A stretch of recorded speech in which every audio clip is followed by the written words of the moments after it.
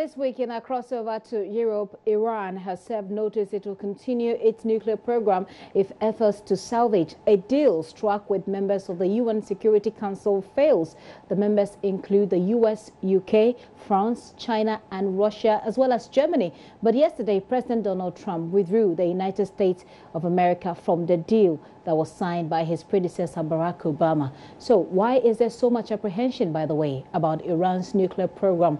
First of all, Thomas Sparrow, a political correspondent with our partners DW, joins me all the way from Germany. Thomas, let's answer this very first question about the apprehension. Why is it that so many people seem to be very apprehensive about Iran's nuclear program? Gifty, it essentially depends where you ask, because if you ask many people here in Europe, they would say that it is probably not a perfect deal, that there are many issues that would have to be either corrected or increased or changed, but they say that it is still a deal that has been working. So the main area where there has been apprehension has certainly been from the US president and his team. They simply believed it was a one-sided deal, a flawed deal, one that doesn't bring the results that it should, one that doesn't help Iran curb its influence in the region, one that gives Iran money, and that Iran, according to US sources, could use that money for whatever it wants. Basically, from the US government's perspective, it's a deal that they, right from the start, wanted to cancel. In fact, it was one major promise of Donald Trump when he became president, and he's just fulfilling that promise. So he is the one who has been saying that he believes the deal that was signed under Barack Obama was actually a flawed deal. But if you ask people in Europe, they would have a different opinion.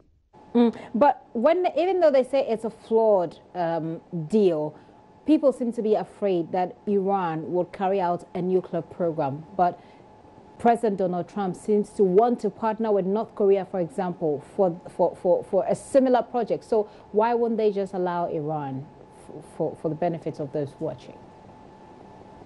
No, well, the situation is the Iran nuclear deal, which was agreed by the countries that you mentioned, tried precisely to curb Iran's nuclear capacities in return for lifting certain sanctions that were imposed. And it was seen in Europe and also, by the way, in the United States under Barack Obama as a good example of how diplomacy can work, of how diplomatic efforts can be sometimes useful. But obviously, with the change of administration in the United States, Mr. Donald Trump said that he wanted to actually change that, and he has consistently tried to dismantle Barack Obama's legacy on a wide range of areas, and one of those areas is regarding all these international agreements. This is not the first international agreement that he criticizes. Let's not forget that he also was very critical of the Paris Climate Accord, for example, an announcement that he also did some time ago. So it is part of his policy as US president to try and dismantle some of the policies by his predecessor, and he has done so, and he's just carrying out that promise. This could certainly be seen in a positive way by those who voted for Donald Trump, but for those who actually negotiated that deal, for those who believe in the power of diplomacy in these issues, it is certainly not a news that they have welcomed, and that's something that we've seen today in the reactions that we've heard. Reactions. What has the responses from President Trump's counterparts in the other countries been? US, the UK, Germany, China, Russia, etc., France as well. What has been the response? Well, essentially, they've taken note of the decision. They've expressed, obviously, that there is concern regarding the decision, and obviously concern regarding what comes next, because there are many questions. However, at the same time, they have stressed that they want to stick to the deal, that they want to make sure that this deal continues, despite the fact that the United States has announced it wants to leave. If you look, for example, at the reaction of the European countries involved, if you look, for example, at the fact that the UK, Germany and France reacted together in a press statement stating precisely this, that they want to continue with the deal and asking to try at least not prevent other countries from implementing this deal.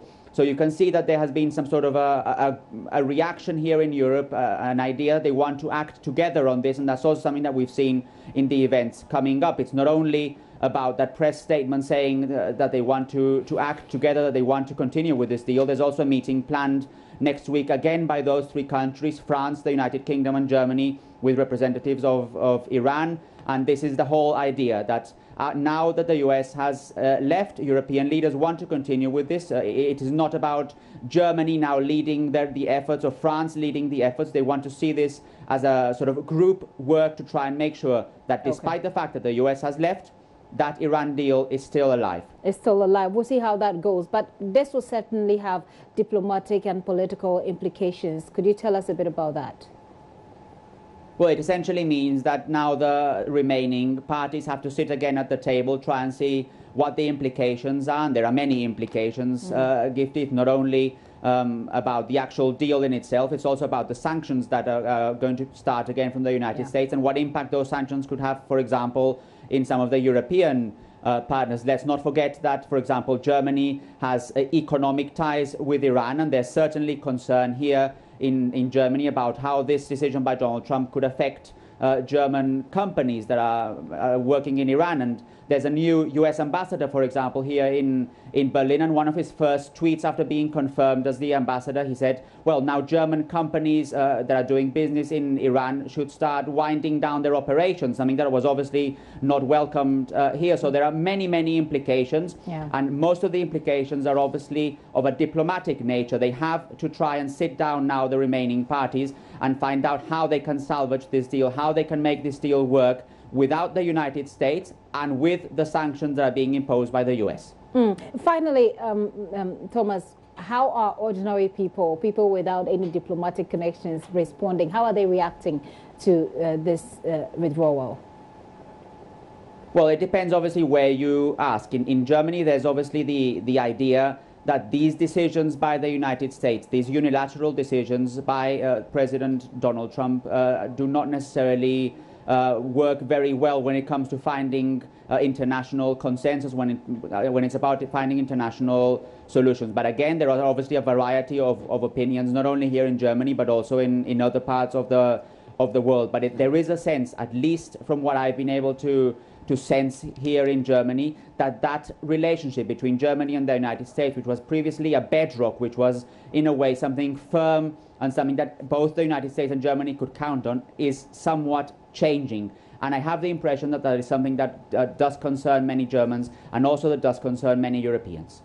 Thomas, thank you so much for that update. Interesting times ahead. Like I always say, it sounds like a cliche sometimes, but yes, interesting times ahead. Thomas Sparrow is political correspondent with our partners DW, bringing us up to speed on what's happening, especially the politics of European diplomacy here on The Pulse.